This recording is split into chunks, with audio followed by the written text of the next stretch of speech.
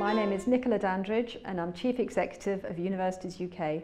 We have world-class teaching, we have world-class research, and our engagement with businesses and with industry are second to none, and it's absolutely essential that a government coming in has to maintain its support for those activities and maintain its funding. Of course, we've got to take our share of any public funding cuts. We know that the economy is not in good shape, and universities can play their part in contributing to the economic recovery and contributing to the sustainability of our economy. And if that means that we have to take cuts, then so be it. But this is the point. It's essential that we take our fair share and no more. And it's also essential that a level of funding is maintained so that we can continue to contribute to the economic recovery, because we're part of the solution, we're not part of the problem. We've just had an announcement of an additional 20,000 student places, which is going to mean that there are fantastic opportunities for students applying this year, but there is a growing rise in demand for student places,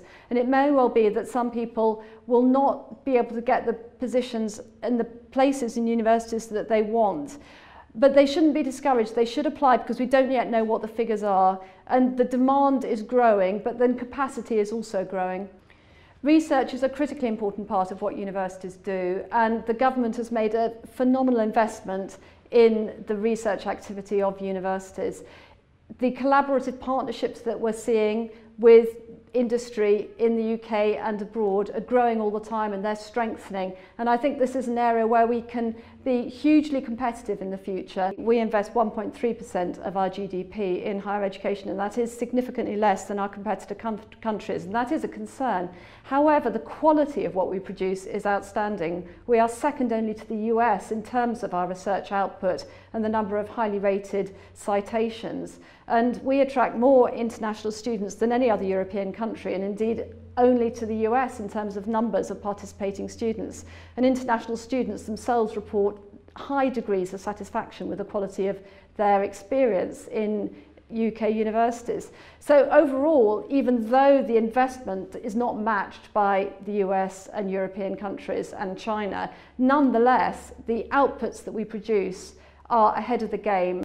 Universities have a huge role to play in addressing key concerns, key global concerns such as public health, disease and climate change. They're leading the field in terms of research through domestic initiatives, collaboration with local businesses and international collaborations, but also themselves are very concerned to address issues of their own output in terms of carbon emissions, and many of them are working closely with the funding councils, with government, to make sure that they themselves are contributing to the reduction in carbon emissions. Universities UK has just published a report which we will be submitting to the Brown Review, which has looked at how universities have spent the income that they have received from student fees. And it shows that there is a direct relationship between the fees that have been received and the investment that universities have made in the student experience.